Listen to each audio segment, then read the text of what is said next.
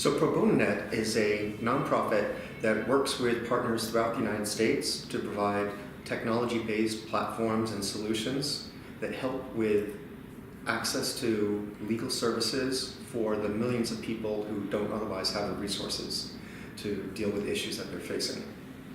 Marlabs has been a trusted partner with us for almost 6 years now and is running virtually all of our platforms.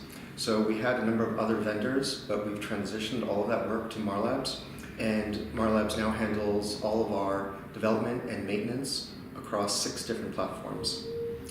Marlabs also is our partner for operations, so they handle our sysadmin work and our security work and a range of other special projects. We've got a few of our platforms have been completely rebuilt and have been very well received by the community. These are the tools that help people generate their forms, generate legal forms.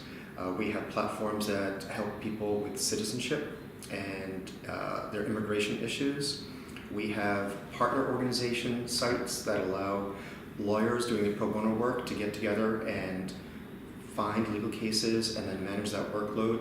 So really a rich range of platforms and services. And Marlabs has been a key partner with us through all of this development.